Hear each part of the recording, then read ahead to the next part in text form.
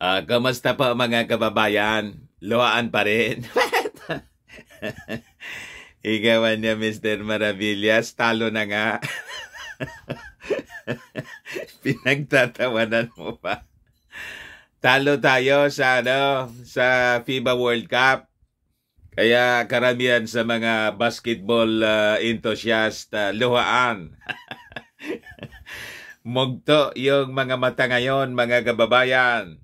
Pero anya Mr. Maravillas, nakatawa ka pa rin. Ganon talaga po tayo. Dapat relax lang. Sports nga eh. Di ba? Importante po mga kababayan.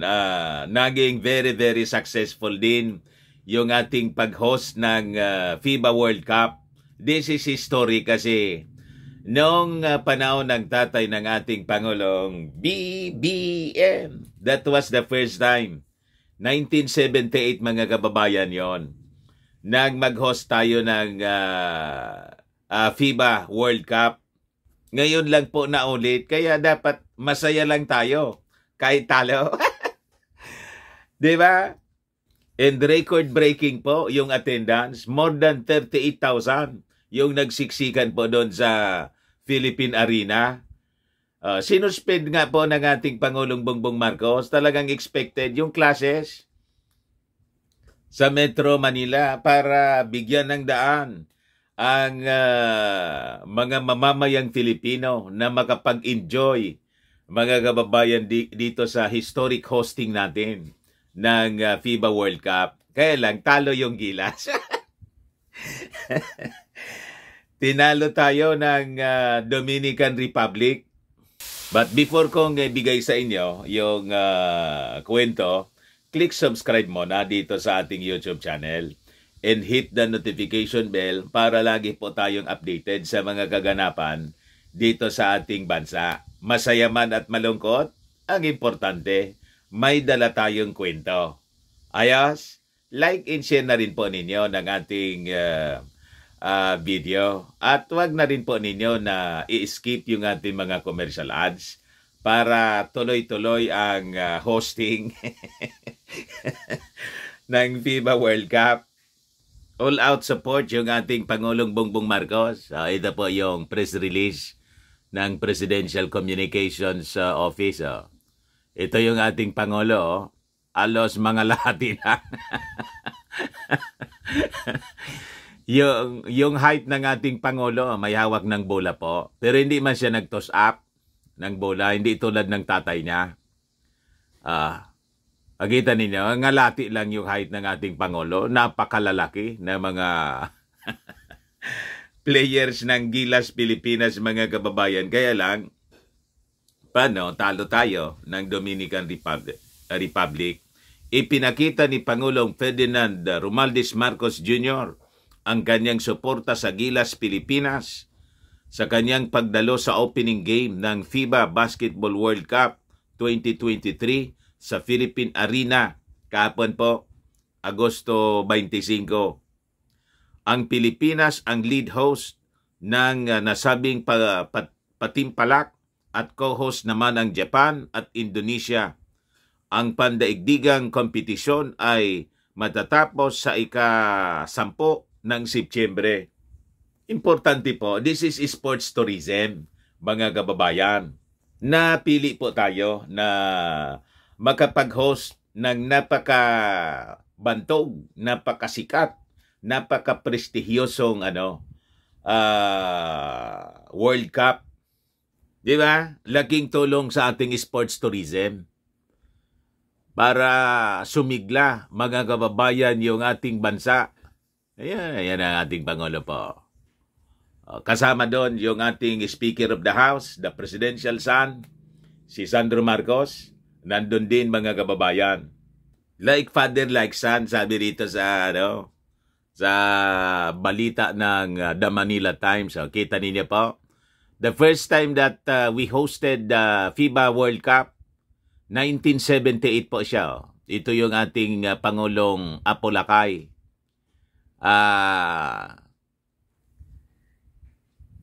Siya yung nag-toss ng bola. Sabi rito, President Ferdinand Marcos Jr. will do what his father, former President Ferdinand Marcos Sr. did 45 years ago. Siya yung nag-host, mga kababayan tayo, 45 years ago ng FIBA World Cup. The President will attend the opening of the biggest basketball spectacle today, August 25 at the Philippine Arena in Bocaue, Bulacan. Sabi rito sa balita. Very historic po yung event. Ito yung kanyang tatay noong panahon, si Apo Lakay. Di ba? At dito naman yung Junior. Yung ating Pangulong Bongbong Marcos hosting the FIBA World Cup kahapon. Kaya lang, sabi ko nga sa inyo mga kababayan, yung excitement ng mga tao, pero nandyan pa rin yung excitement.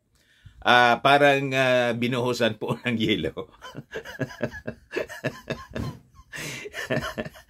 Nang matalo po yung ating team, yung Gilas Pilipinas. Pero close fight naman po. Hindi man po yung tinambakan ng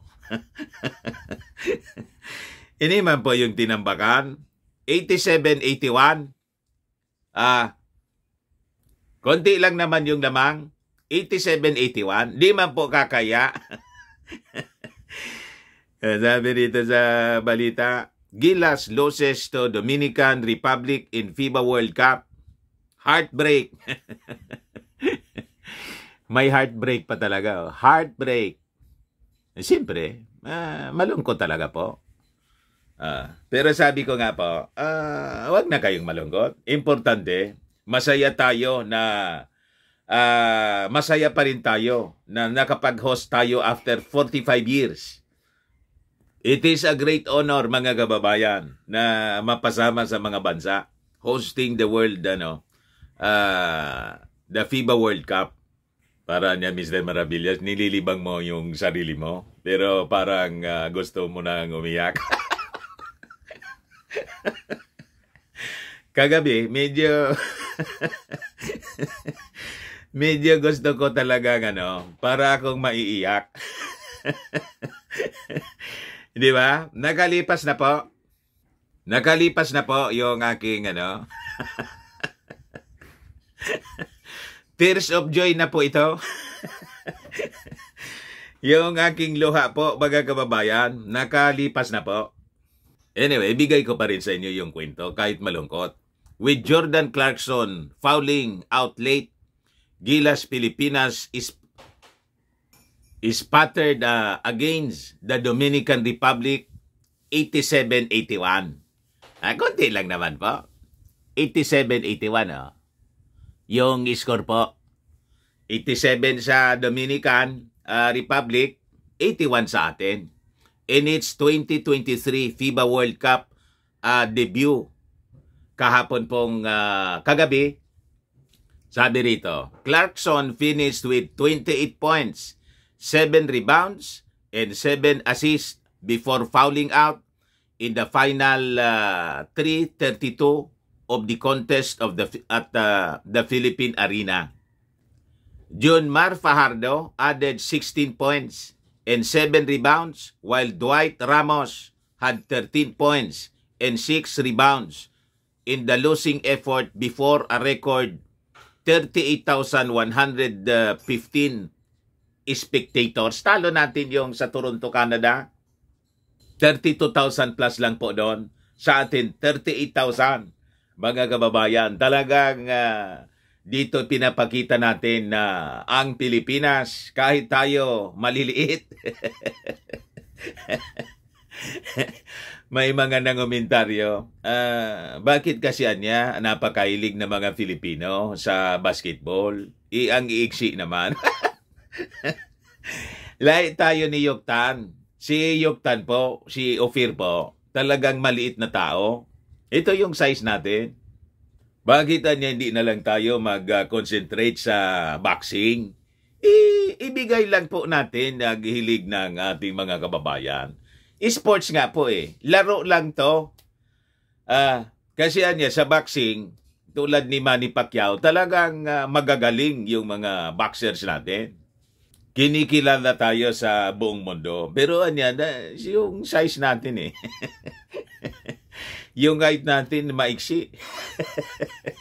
Sa basketball niya, medyo mahirapan tayo. Sige lang po tayo, mga kababayan. Importante, nag-enjoy ang bawat isa. Di ba? Ay, alam po naman ninyo, kahit saang barangay may basketball eh. Napakahilig ng ating mga kababayang Filipino sa basketball.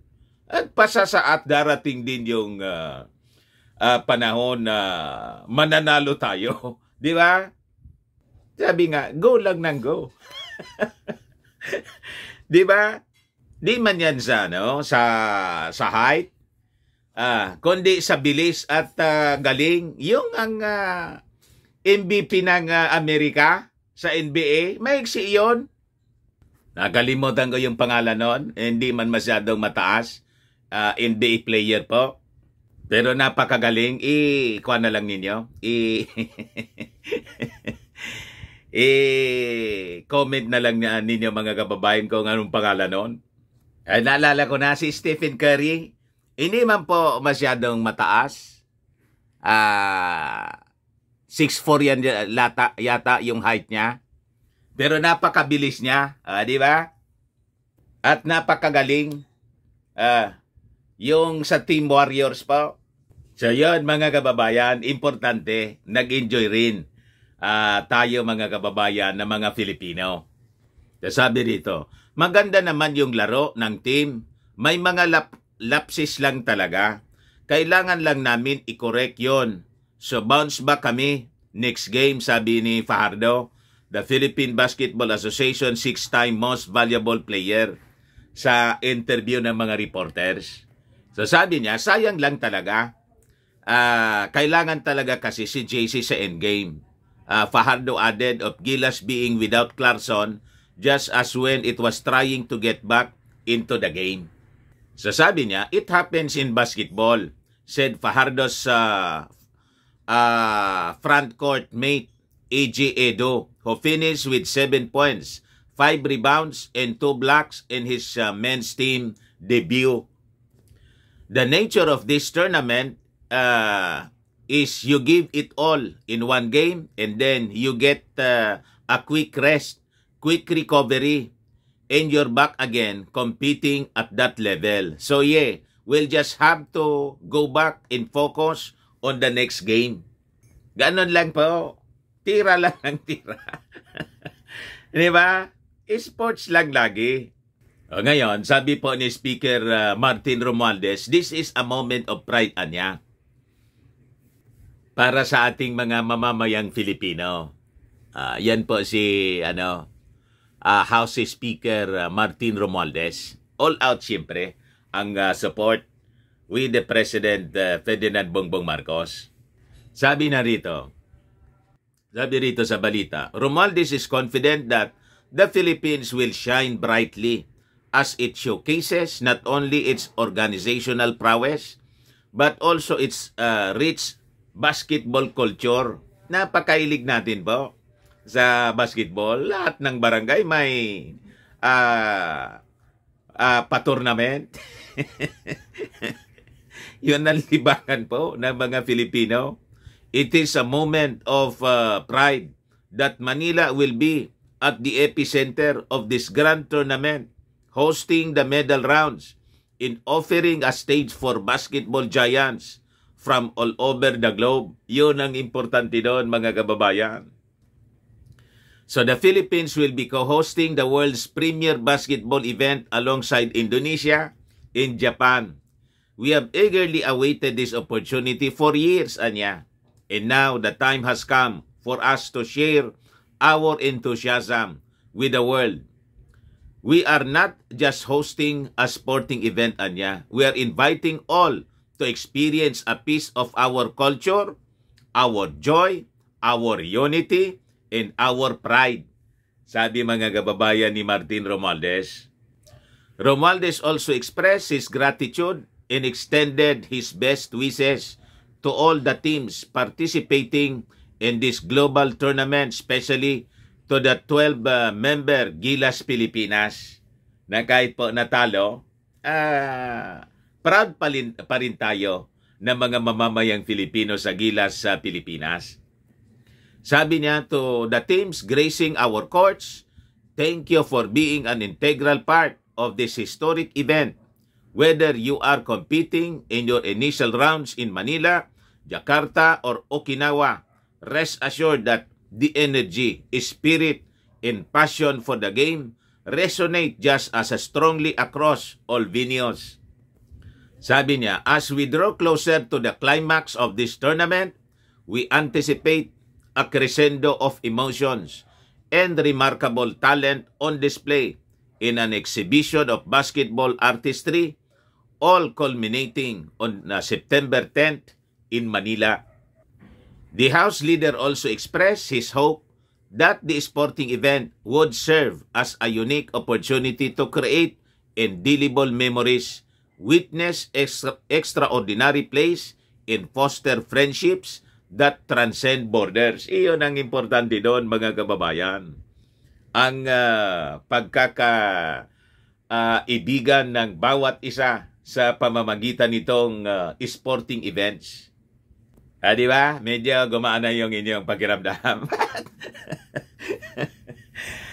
Parang nililibang lang na anya ninyo, Mr. Maravillas, kami kasi talaga niya masama yung loob namin. Ayos lang yan. Diretso lang tayo sa pag-cheer sa ating mga teams. Di ba? Sa ating team na kasama dito sa tournament na to. Hanggang sa pagtatapos sa susunod na buwan, September 10 po. Ayan man lang, mga kababayan, para malibang naman tayo.